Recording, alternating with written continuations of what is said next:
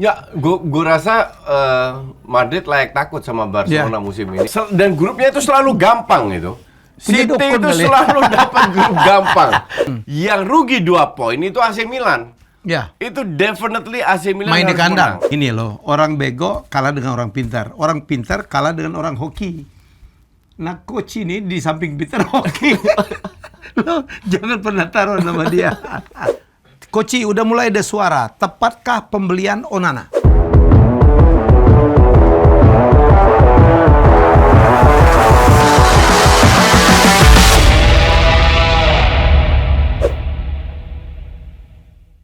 Ya, jumpa lagi dengan saya dan Koci dalam Jas saya dan wow, ini minggu Koci senyum-senyum. Arsenal menang, Barcelona ngamuk. Lo happy banget nih kayaknya. MU kalah. Maya. Maya lagi. MU again kalah. Coach, jadi kalau kita lihat ya, apa game pertama di UCL ini apa relatif tidak ada kejutan, Coach ya? Gak ada kejutan, tapi tidak segampang itu dan jelas-jelas pendatang baru tidak bisa memberi banyak surprise lah. Ya.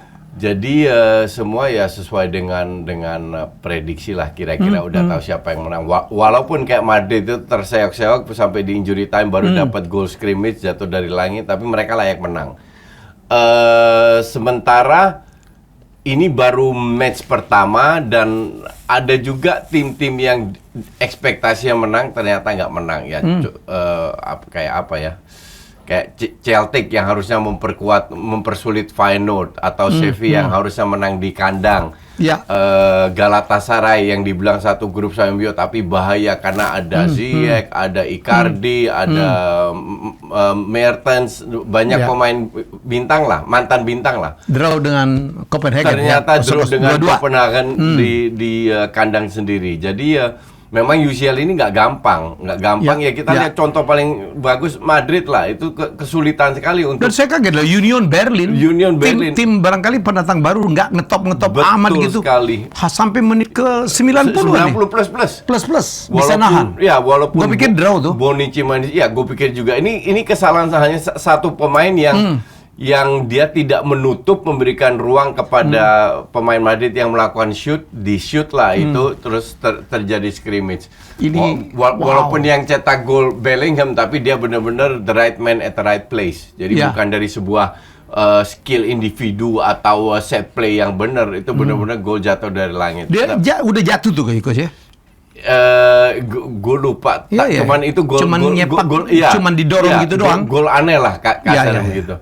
Tapi memang di grupnya Madrid ya semua orang pasti tahu lah Madrid pasti lolos. Jadi whatever skornya, ada beberapa grup yang cukup berat kayak grupnya Feyenoord, ATM, itu masih Celtic, masih semua terbuka kalau gue bilang. Ya. Grupnya Arsenal ya kemungkinan besar Arsenal yang jadi juara grup, tapi sisanya itu juga masih terbuka. Sevilla, Lens sama PSV.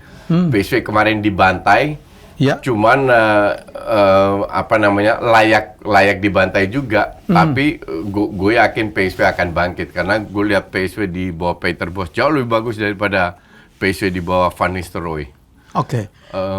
Terus ya yang bikin plus poin besar itu sebenarnya Barcelona. Karena dengan 2 pemain baru, 2 Joao, mereka bisa bermain impresif, cetak banyak gol. 5-0. Dan sekarang Xavi punya banyak opsi untuk menggeser lah. Betul. Jadi kalau kita lihat ya, walaupun lawannya memang Royal Antwerp dari Belgia, tapi kita melihat bahwa sekali lagi saya sempat nonton juga yang Barcelona, ya keren ini permainannya, dan ini menakutkan ya Coach ya.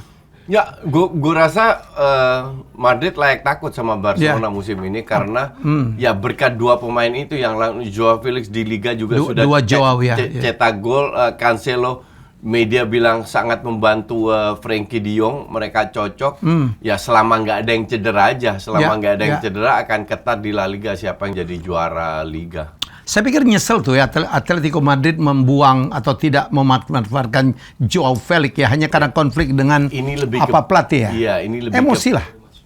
Pribadi ya. Jadi kalau udah selek pribadi apalagi lawan pelatih susah. You will not win. Lawan 95% kalau pemain selek sama pelatih, kemungkinan besar kalah dia. Dan ini yang terjadi. Cuman yang bikin gua agak bingung, di Chelsea pun dia nggak berhasil. Di Chelsea dia flop, di ATM dia flop, tapi di Barca somehow dia cocok. Dia juga main dari area kiri, sayap kiri lah. Tapi dia sering masuk ke dalam dan dibantu oleh teman-temannya, sehingga bahkan gol kemarin itu, gol kedua itu heading. Terus dia kasih assist ke Lewandowski. Jadi memang ini pemain punya kualitas. Ya. Hanya kembali lagi, tidak semua pemain itu cocok dalam sebuah klub. Ya. Klub itu kan cocok-cocok kan, Betul. merasa nyaman Chemistry, atau ya. chemistry. Dengan Ya. tim, dengan teman-teman, dengan pelatih. Ya, Ya. kalau dia bisa perform terus seperti ini, ya harusnya Barcelona cari duit dari manapun untuk Ya. mempermanenkan dia. Ya. Karena nggak mungkin lah dulu. ATM kan klub kecil, Coach. Nggak sebesar Ya. Barca, Sama Real Madrid, gitu. ya. Sampai membeli Joao Felix dengan Ya, harga ya. di atas 100 ya. Di atas 100. Jarang tuh. Biasanya ATM itu kan jual pemain yang mahal-mahal. Iya, Beli betul pemain sekali. murah. Ya, Ya. kayak Griezmann dijual, terus beli Depay juga murah. Iya, semua Beli gitu. Morata dan lain-lain. Tapi ya klub yang di bawah Barca sama Madrid, they have to work like that. Ya, Dan ya. Barca ini kan sekarang juga terseok-seok. Tapi karena mereka masih punya karisma, sehingga betul, mereka karisma. bisa putar dulu, sehingga banyak pemain kayak Oke. Gundogan lah mau ke Barca, dan banyak sekali pemain yang pengen ke Barca karena 1-2 tahun lagi mereka kembali normal lagi. Oke, Coach, kita membahas beberapa pertandingan penting. ATM akhirnya draw 1-1 melawan Lazio. Ya, itu berkat gol terakhir dari kipernya Lazio. Ya, kita lihat Ivan ya. once in a while, cuman memang akhir-akhir ini jarang ya. Akhir-akhir ini ya, let's say 5-10 tahun terakhir itu nggak seperti 20-30 tahun yang lalu di mana lebih banyak kiper bisa cetak gol.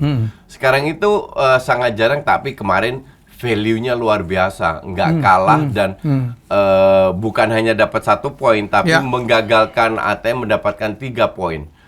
Bermain di kandang sendiri, memang Lazio nggak terlalu bagus musim ini ya. Ya. Beda dengan Juve, Milan, Inter sama Napoli, tapi Lazio nggak terlalu bagus. Jadi hasil lawan ATM is okay lah, tapi ujung-ujungnya I think Lazio sama ya mungkin Feyenoord masih punya peluang. I don't know, tapi harusnya ATM sih lolos. Man City seperti biasa ya, juara bertahan. Dan grupnya itu selalu gampang itu. Punya City dukun itu kali ya. selalu dapat grup gampang.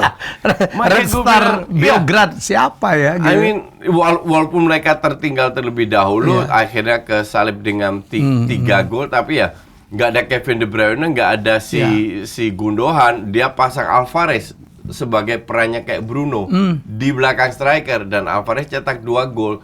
Jadi bukan hanya Haaland yang bisa cetak gol, tapi pemain di belakang pun juga bisa cetak gol.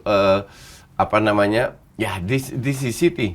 Cuman City pun akan ada kalahnya dan lain-lain. Cuman kita nggak tahu seperti apa kalau seandainya mereka kurang beruntung atau pemainnya lagi drop. Jadi we'll see. Cuman gue bilang City itu, gue belum lihat gini. City seperti musim lalu. betul, Levelnya betul. itu belum sampai ke sana. But they win the game. Ya. They win the game. Itu yang bikin Still win mereka the game, tetap, ya. tetap pede. Makanya gue berharap mereka kesandung. By the way, Kaisang itu fansnya City. Hai Kaisang. Kaisang membuat hidup saya lebih nyaman sekarang. Aku Mawar. Lu Mawar yang lambang Mawar ya, partai perlu tahu. Oke, PSG ya. Paris Saint-Germain Ya. menang 2-0 lawan Dortmund. Menurut gue sih mestinya imbang nih Coach ya. Ya, gue bilang ini dari pelatih blunder dari pelatihnya Dortmund, Edin Terzic. Kenapa dia bermain dengan 5 back, bermain lebih bertahan? Karena kita lihat pada saat mereka tertinggal 2-0, mereka melakukan press PSG kelimpungan. Oke. Tapi lu udah ketinggalan 2-0. Pertanyaan gue, kenapa lu main di kandang PSG harus bertahan? Karena PSG tidak sehebat sebelum-sebelumnya. Ya, banyak kehilangan bintang Ya, lah. nggak ada Messi, Neymar, itu ngaruh banget. Ya. Ngaruh banget. Cuma ngandelin Dembele, Mbappe, Dembele juga nggak main bagus-bagus amat. At least mereka bisa melawan. Oke. Dan ya mungkin mereka hajar PSG di kandang Dortmund, I don't know. Cuman ini sebuah pelajaran yang penting bahwa Ya. jangan bermain bertahan. Jangan Setuju. bermain bertahan Setuju. karena kalau lu punya sebagai tim, kecuali tim tim kecil kayak Copenhagen, kayak Antwerp gitu, oke lah mereka main bertahan. Tapi tim seperti Dortmund nggak perlu main bertahan. Semua tim mereka bisa lawan, kasarnya begitu. Dan kalau lu main bertahan toh ujung-ujungnya jebol juga, ya susah. Oke, duo Milan draw nih ya. AC Milan draw dengan Newcastle dan Inter Milan draw juga dengan Real Sociedad. Ya, kalau gue bilang Inter Milan beruntung dapat 1 poin karena main di kandang Sociedad dan Sociedad alot. Di awal-awal tuh Inter nyaris nggak dapat peluang. Bener-bener mungkin sedikit unggul dari ball possession tapi peluang jauh lebih banyak di Sociedad. Dan ketinggalan 1-0, they play their own game seperti biasa, dapat 1 poin itu luar biasa. Yang rugi 2 poin itu AC Milan. Ya. Itu definitely AC Milan main di harus kandang. menang. Main di kandang ketemu Castle yang gue prediksi akan menjadi rank 4 di grup. Ya, Newcastle kan tidak sebagus tahun lalu ya. Kalau ngelihat. Sebenarnya gaya bermainnya sama, cuman mereka susah cetak gol sekarang. Mereka susah cetak gol dan kemarin itu di babak pertama harusnya bisa 2-0. Cuman finishing Milan juga nggak terlalu bagus. Mereka bisa shoot 17 shots kalau nggak salah di babak pertama. Tapi banyak yang ke arah kiper. Jadi save yang benar-benar save dari kiper itu mungkin cuma 2, 3, nggak lebih dari itu. Finishing kan jelek sekali.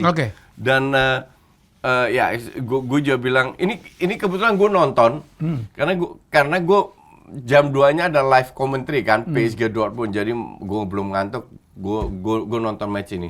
Cuman kalau gue nggak ada live commentary gue tinggal tidur loh. Bener-bener untuk penontonnya sangat membosankan. Itu Dortmund nggak bisa pegang bola lebih dari 3 detik. Milan nggak bisa pegang bola lebih dari 5 detik. Sorry, Castle nggak bisa pegang bola lebih dari 3 detik. Milan nggak bisa pegang bola dari 5 detik. Banyak salah passing juga. Artinya banyak banget salah passing. Untuk penonton, untuk fansnya, fans Dortmund dan fans Milan mungkin seru karena saling menyerang dan Milan lebih mendominasi. Tapi secara tactical is very poor. Benar-benar very poor. Dan berdasarkan dia, gue kan ngikutin Milan juga sekarang dan juga Newcastle. Ya, gue nggak ngelihat kedua tim ini bisa lolos. Padahal kan semifinalis UCL ya.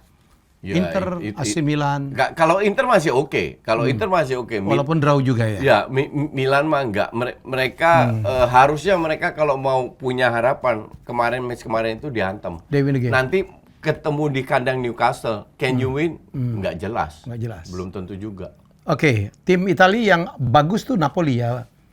Hasilnya bagus lah, menang 2-1 tapi lawan tim SC Braga gitu. Braga itu selalu jadi klub nomor 4 di Portugal. Bukan tidak hanya dari hasil, sering dari hasil, cuman sering juga dari apa ya? Dari kemampuan beli pemain. Orang kenal cuma Benfica, Porto sama Sporting. Nah, Braga ini yang di atas yang selalu menjadi anak tirinya di Big Four-nya Portugal. Nah, kemarin kalah di kandang, ya, siapa yang berharap Braga lolos? Gue rasa fansnya juga enggak. Yang penting bermain berikan semaksimal mungkin dan we'll see where it end. Oke, dan 2 timnya Goci menang besar ya. Arsenal 4-0 atas PSV Eindhoven. Wah, ini Bukayo Saka menjadi bintang luar biasa Coach ya. Kemarin itu Arsenal bermain seperti biasa.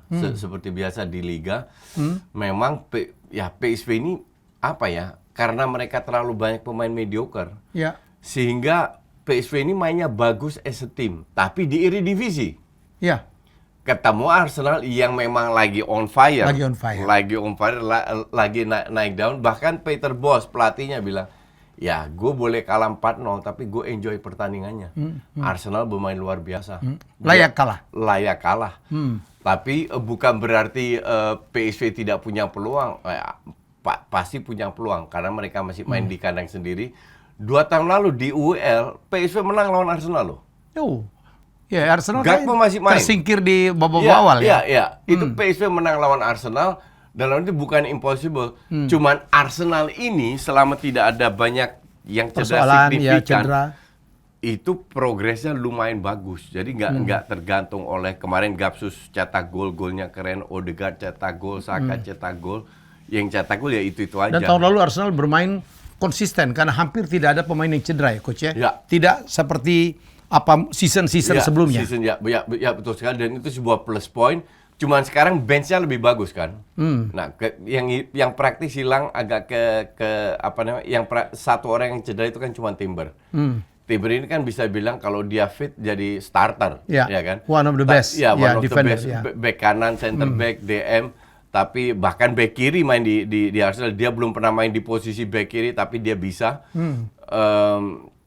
Itu bisa ke cover dengan pemain Arsenal yang lain, dan akhirnya si siapa Nketiah masuk, Tusuk Gigi masuk, Emil Smith Rowe bahkan dimasukin, menunjukkan Arteta belajar. Arteta belajar karena tahun lalu dia itu sulit banget merotasi, dia lebih percaya ke 11 Sekarang kan pemainnya. lebih banyak pemain. Lebih banyak pemain. Lebih banyak pemain itu membuat juga minute-nya juga bisa dibagi dan mengurangi cedera juga, Coach. Betul sekali, biar nggak burn out at the end of the season kayak musim lalu. But so far gue happy dengan Arsenal, begitu pula juga dengan Barca. Xavi ini kan di Liga itu nggak musim lalu ya. Orang netizen sempat meremehkan juga ya. Kan selalu bilang yang penting juara, Barca juara, habis itu nggak kedengeran. Dan gue nggak happy juga dengan cara bermainnya Barca. Itu bukan Barca. Tapi dengan hadirnya dua Joao ini kelihatan lebih bagus. Walaupun mereka kehilangan Dembele ya, dapat Gundogan juga, Oriol Romeo, dapat Inigo Martinez, itu pun jarang main padahal pemain timnas Spanyol. Pelan-pelan mereka bisa menjalankan apa yang diinginkan oleh Xavi. Padahal sebelumnya ya Barca ini main jelek banget. Waktu nggak ada dua Joao inilah. Artinya ya Xavi nggak ada alasan lagi untuk tidak bermain dengan filosofi Barca dan juga tidak menang. Jadi semua main bagus dan menang dengan squad seperti ini selama nggak ada yang orang. Dua Joao udah kita bahas. Bagaimana pengaruh Gundogan ya masuk seorang? Gundogan awal-awal kesulitan. Ya. Awal-awal kesulitan. Invincible lah, nggak invisible, nggak kelihatan, bener-bener hilang. Tapi pelan-pelan dengan kehadiran dua Joao ini udah mulai mendapatkan ritmenya lah. Udah mulai nyetel, jadi which is good untuk Barcelona. Bahkan berapa kali di Liga mereka main dengan Lamine Yamal dicadangin, masuk sebagai sub, Rafinha yang main dari start. Cetak gol juga, bermain cukup bagus. Jadi persaingan antar pemain sekarang itu lebih jelas. Semua itu harus bersaing. Joao Cancelo menjadi starter, akhirnya Sergi yang dimasukin. Kalau dulu kan sering memainkan Sergi karena nggak ada pilihan di kanan. Nah sekarang ada. Jadi terjadilah sebuah persaingan yang sehat antar pemain sehingga Xavi harusnya nggak ada alasan lagi untuk tidak bermain sesuai dengan filosofinya Barca. Yang seperti kita obrolin kemarin, Coach ya. MU saya bilang sih draw aja udah keren tuh, dan kalah walaupun cukup banyak ngegolin 3 ya. Gue gue suka ngebully MU ya. Dan semua orang tahu itu. Iya, nggak apa-apa. Tapi gue gue kemarin itu sangat positif terhadap MU. Apalagi di menit-menit awal ya. Gue bilang sama fansnya yang, wah ini salah. Fans itu kan cuma bisa nyalain. Ini salah, mereka nggak lihat proses, mau semua instan. Kalau perlu MU semua pertandingan menang dengan skor besar, which is impossible. Ya. Dan gue bilang, gue melihat walaupun kalah, gue lihat banyak hasil yang positif. Ya. Satu, Rashford bermain untuk tim, nggak egois lagi. Terus Højlund. Kedua, agresivitas. Agresivitas MU itu jauh lebih bagus dibanding lawan Brighton. 25 menit pertama, MU menguasai pertandingan, lebih banyak peluang. Munchen 0 peluang. Ya. Tapi setelah 25 menit, mereka gampang dipres. Tidak ada pemain yang mengambil inisiatif untuk keluar. Dan banyak sekali kehilangan bola, Coach ya. Salah passing ya. Banyak sekali kehilangan bola, tapi kita jangan dipres. Justru di momen di mana MU kepres 10 menit, mereka kebobolan 2 gol. Walaupun 1 gol itu blundernya Onana. Nggak boleh terjadi, but it happens. De Gea pun juga sering blunder. Tapi dari sisi permainan, setelah itu baru MU ngepres lagi. Memang finishingnya kurang bagus. Tapi kemarin itu juga suwe. Nggak lama kemudian kena handsball Eriksen. Udah ketinggalan 3 gol. Ya kan? Nah, di situ mereka bisa comeback ke 3-2. Terus Lindelof yang main, untuk gue salah satu main yang jelek itu Lindelof kemarin, kebobolan 4-2. comeback lagi, walaupun harus dikatakan juga kipernya Munchen ini jelek banget ya. Ulreich ini jelek banget, terutama golnya ketiga itu harusnya dia. Itu bola dia yang bisa sama kayak gol pertamanya Onana ya. Sama kayak Onana. Jadi dua kiper sama-sama jelek, tapi Onana melakukan beberapa save. Beberapa save yang bagus dan itu nggak boleh lupa juga. Jadi kalau dibilang kalah gara-gara Onana nggak juga. Koci, masuknya Onana itu merubah permainan ya, sistem MU bermain. Karena mereka percaya betul kiper ini bagus banget ball handlingnya ya. Kakinya tuh bagus banget. Jadi sehingga apa? Terlalu sering ngoper ke belakang ya. Enggak. Tujuan ngoper ke belakang itu adalah menarik lawan. Tahu saya, tapi kan kebangetan. Kadang-kadang udah hampir masuk ke sana, nanti baliknya ke Onana juga. The point adalah kenapa mereka oper ke belakang biar pemain MU lainnya keluar dari tekanan memanfaatkan ruang. Which is not bad lah. Cuman memang kalau, dan ini terjadi juga dengan Arsenal, terlalu annoying. Kalau dikit-dikit ke belakang. Ke belakang gitu. Itu kembali ke inisiatif. Dan itu nggak terjadi pada City, Coach. Iya, betul. Gitu. Tapi itu kan kembali ke inisiatif pemain. Nah, pemain harus tahu kapan dia ambil keputusan untuk passing ke depan, untuk through pass. Nah, pemain City itu seringkali melihat mereka hanya butuh 1-2 meter untuk bisa melakukan through pass. Nah, pemain MU ini kejadian persis 2 tahun lalu dengan Saka, bukan tahun lalu, 2-3 tahun lalu. Saka itu di Arsenal, di press dikit, bukan Granit Saka ya. Press dikit, passing ke belakang, passing ke belakang. Tahun lalu digeser Arteta agak ke depan. Nggak passing ke belakang. Jauh lebih bagus mainnya. Jadi kembali lagi, ini keputusan pemain sendiri yang... Tadi malam itu yang gue kecewa ya. Untuk pertama kali Facundo Pellistri di starter. Wih, sering banget ngoper ke belakangnya Kuci. Jadi menurut saya dia tidak pede. Karena adalah UCL, ngelawan Munchen di kandang gitu. Dan dia masih muda ya, dan nggak punya. Gue bilang Pellistri ini nggak tahu ya. Gue nggak pernah begitu impress dengan Pellistri maupun bahkan Garnacho pun. Udah super sub lah dua orang ini. Untuk super sub oke. Tapi kemarin mau nggak mau, dia tuh winger keempat loh. Setelah Greenwood, Sancho, Anthony, baru Pellistri. Jadi what do you expect dari winger keempat? Nggak bisa berharap banyak juga, apalagi dia masih muda. Jadi dengan segala keterbatasannya MU, banyak cedera, 11 cederanya Koci. 11 cedera. Itu prestasi bagus yang kemarin ditunjukkan oleh Ten Hag maupun oleh pemain MU. Itu prestasi bagus. Lawan itu Munchen loh. Di kandang mereka lagi. Di kandang Munchen pula. Dan mereka lagi bagus-bagusnya lagi. Betul. Lu bisa cetak 3 gol itu luar biasa. Nah, jadi untuk para fans MU jangan cuma lihat terlalu negatif. Gitu. Saya lebih sakit pada saat MU dikalahkan Brighton di kandang. Betul. Wah, itu kayak setuju. Aduh, hancur banget dan bukan mainannya. Hanya dikalahkan, diobok-obok dari sisi permainan. Gila. Tapi kemarin itu nggak diobok-obok, gue bilang. Terutama di menit-menit awal ya. Ya, 20 menit, 25 menit awal. Ya, jadi ini 3 kali kalah beruntun, ini baru pertama kali Koci. Dan skornya hampir 3-1 semua ya. Ya, ini kan cukup lama kemarin waktu lawan Bayern 3-1 juga kan?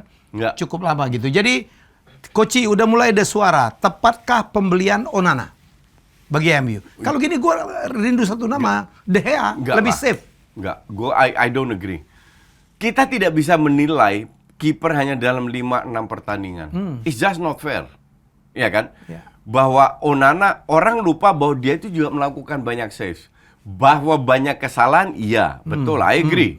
Cuman kan ini baru 3-5 pertandingan. Apakah kita nggak menilai save-nya juga? Bahwa save itu job dia, betul.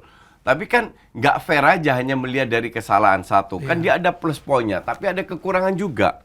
Nah, kekurangan ya lengannya itu terlalu pendek buat kiper sehingga reach-nya nggak dapat. Reach-nya nggak dapat. Seperti lawan Brighton. Kelihatan 2 kali itu kalau De Gea itu bisa dapat. Oke. Tapi kalau De Gea di situ build up-nya juga jauh lebih jelek. Ya kan? Jadi ini pertimbangan antara 2 kiper yang berbeda karakter, berbeda kualitas, nggak bisa bilang jelek atau enggak. Celakanya yang menentukan permainan ya. Iya, dan gue selalu bilang semua pemain pelatih yang masuk ke klub baru nggak fair untuk kita nilai. Gue bully Mudryk itu kan dia udah setengah tahun sebelumnya. Di awal-awal nggak diberi kesempatan, diberi kesempatan itu nggak jelas juga. Jadi gue bilang layak untuk diajar ini pemain. Tapi pemain MU lainnya ya butuh waktu aja. Anthony awal-awal kan juga, tapi setelah setahun nggak banyak berkontribusi juga, ya kan? Jadi untuk gue terlalu dini untuk bisa menilai Onana. Ya, tapi ini awal tahun yang sial untuk MU saya pikir ya. Bayangkan pemainnya cedera semua. Mereka harus cooling down, bisa keluar dari masalah internal ini, cedera dan lain-lain. Pada saat semua full tim, Amrabat baru aja cedera. Højlund masuk pun masih cedera. Nah, ini kan suwe kalau gue bilang. MU lagi ditimpa sial lah kasarnya. Tapi kalau semua sudah balik, gue tetap berpendapat bahwa MU itu bisa masuk Champions League musim depan. Jadon sehat tapi mentalnya kagak. Iya. Orang-orang kayak gitu harus di-kick lah. Luke Shaw, Varane, siapa lagi? Tyler Malaysia, semuanya cedera Coach. Amad Diallo yang kemarin cukup menjanjikan waktu pre-season ya. Wah, cederanya lama banget. Oke. Coach, jadi kita akan melihat ke depannya ya. Ke depan ini ada derby London, Arsenal melawan Spurs. Saya pikir Arsenal tidak boleh meremehkan Spurs ya. Betul. Ya, derby London ini selalu berat ya, dan Spurs itu seringkali main bagus melawan Arsenal. Kalau ketemu Arsenal. Ya. Tapi apa ya? Kalau gue bilang Arteta nggak boleh lost momentum. Karena sekarang ada City, ada 3 kompetitor atau 2 kompetitor yang belum kalah juga sama kayak Arsenal. Jadi ada Manchester City, Liverpool dan Spurs. Ya. Jadi kalau seandainya bisa menang, ini akan meningkatkan percaya diri mereka. Tapi kalau Spurs yang menang, Spurs akan lebih kuat karena mereka dapat pelatih baru dengan sistem baru, nggak ada Kane, Son digeser ke striker. They still win the game walaupun nggak selalu bagus karena ini juga pelatih juga butuh proses, tapi yang jelas mereka bermain jauh lebih bagus daripada musim lalu, cuman levelnya itu masih belum UCL lah kalau menurut gue. Nah, ini momen kayak gini itu harus dimanfaatkan bahwa lu ketemu dengan direct kompetitor lu, rival abadi pula, yang rankingnya poinnya sama, ya lu harus habisin di kandang biar mereka lebih solid di runner up lah. Apa namanya? Kan City menang semuanya, belum terkalahkan. Dan ya gue nonton match itu, jadi gue harap lo akan nonton ya? Ya, awas aja kalau nggak menang. Coach akan terbang menonton game ini. Uang menang taruhan enggak ya? Enggak, ini bayar sendiri. Yang menang tahun itu Singapura mau ke Bali. Yang kemarin nantang lo Doni yang punya Saur Seli, apa kabarnya Coach? Ya, ini banyak yang bertanya. Jadi gini, gue undang dia ketemu. Kita sudah ketemu. Sudah. Gue kasih dia kesempatan. Gue kasih lu kesempatan untuk mundur. Oke. Kenapa? Karena untuk gue ini pertarungan yang tidak fair. Kemungkinan besar gue menang. Oke? Dan dia mengaku itu. Dia bilang 75-25%. 75% gue menang, dia 25%. Jadi gue bilang it's just not fair. Gue nggak mau. Apa sih yang dia pertaruhkan? Mungkin Milan juara grup. Milan juara grup sama PSG. Lolos saja belum tentu kok. Mau juara grup. Jadi bahkan fans Milan pun banyak bilang, yang teman-teman gue kan banyak fans Milan. Udah coach ambil. Tapi untuk gue sih, this guy ini fans berat Milan ya. Jadi dia sering ke San Siro juga. Gue melihat ada faktor emosinya lah, bahwa dia kepedean. Gue nggak suka menang terlalu gampang. Gue lebih suka taruhan kayak Valen. Taruhan Valen tahun lalu Barca juara, tapi taruhannya lu pegang Barca, gue pegang Barca, Valen pegang 19 klub lainnya. Jadi mau Sociedad yang juara atau Levia, pokoknya dia yang menang. Masih kalah juga. Gue pegang satu klub, dia pegang 19. Nah, ini lebih seneng gue kayak gitu. Dan akhirnya gue yang menang kan. Tapi kalau bilang juara grup, come on, kita realistis aja lah.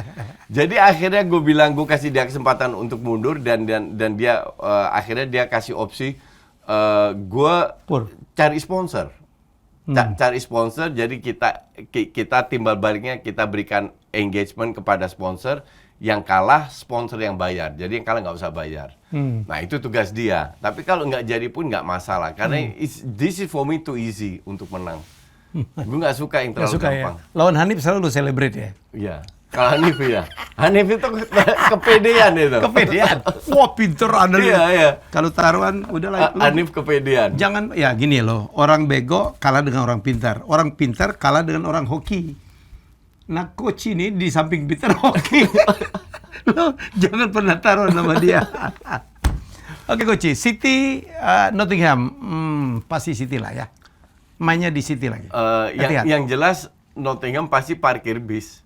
Dan ya di atas kertas pasti City. Kertas iyalah. Tapi ya gue masih menunggu kejutan lah.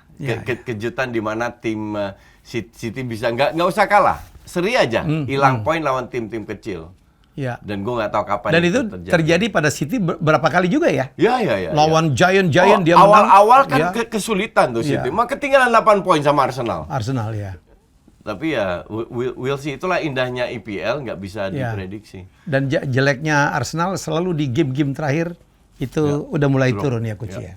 Oke, Burnley, Man United. Burnley nggak bisa diremehkan juga. Mereka 4 kali kalah, kemarin menang. Seri. Mereka seri di tandang, away, dan ketemu Man United. Tapi Burnley terlalu nekat mainnya. Mereka bermain keren ya. Terbuka, build up, tapi terlalu terbuka dan mereka tidak memiliki kualitas yang memadai. Dalam arti pemain-pemainnya butuh adaptasi lagi dengan keinginan company dan ya MU harusnya bisa memanfaatkan ini. MU kesulitan kalau lawan low block ya seperti tim-tim besar lainnya. Tapi kalau mereka diberikan space harusnya kalau MU nggak menang aja bego kalau gue bilang. Ya kalau saya udah berhenti berharap dari MU, Coach. Dan MU harus MU harus menang untuk meningkatkan percaya diri dan progres bahwa kita bisa loh bermain. Match lawan Brighton anggap aja itu suwe, kita belajar dari semua kesalahan. Match lawan Munchen kita menunjukkan banyak hal-hal yang positif kita bisa bawa ke match lawan Burnley. Ya tinggal mereka harus menunjukkan. Dan berharap pemain cedera udah mulai comeback ya. Saya dengar Varane udah mulai, Kubi Maino ya juga. Amrabat udah mulai latihan. Udah mulai latihan. Jadi saya tuh yang happy pemain MU cedera cuma satu, Coach. Maguire. Mantap-mantap di situ ya. Enggak, kita nggak happy kita. Kita fans non MU pengen Maguire secepatnya fit. Oke, Chelsea, Aston Villa. Chelsea lah mestinya. Enggak, justru Aston Villa lagi bagus juga ya, Coach. Lagi giant killer. Chelsea ini kan lagi nggak jelas semuanya. Banyak dribbling, crossing dan lain-lainnya. Gue bilang Aston Villa bukan berarti Chelsea nggak bisa menang ya. Tapi Aston Villa bukan lawan yang gampang. Jadi lu lihat Chelsea masih belum solid juga ya, Coach? Jauh. Bukan belum solid aja, jauh dari solid. Asli, terutama kreativitas itu totally gone. Iya. Totally gone. Sama finishing touch ya. Ya. Jadi ini open game untuk gue. Walaupun mereka bermain di kandang sendiri. Liverpool, West Ham, pastilah Liverpool. Ya, harusnya Liverpool. Liverpool lagi bagus-bagus ya. Kemarin Liverpool ketinggalan 1, comeback, cetak 3 gol, 2 gol di menit-menit terakhir. Tapi Liverpool memang lagi bagus. Jadi Liverpool itu yang tipikal gue bilang, lu kebobolan 1, cetak 3 gol, you win the game. Nah ini yang dilakukan oleh Liverpool. Belakangnya tidak terlalu solid, tapi depannya lagi bagus. Nah nanti kalau depannya lagi menurun, nah itu baru klub pusing. Oke, Coach, terima kasih. Kita udah lebih dari 30 menit bersama-sama ngebahas dan semoga ya Anda nikmatin terus ya. Saya kita akan diskusi-diskusi akhir minggu ini bakal heboh lah ya. Coach akan nonton dari sana, mungkin laporan dari sana ya. Tinggal masalah ongkosnya aja. Udah masuk semuanya. Terima kasih Diplomat Evo Sopra sudah mendukung kami dan kita jumpa lagi dalam episode berikutnya. Tetap bersama Just Say.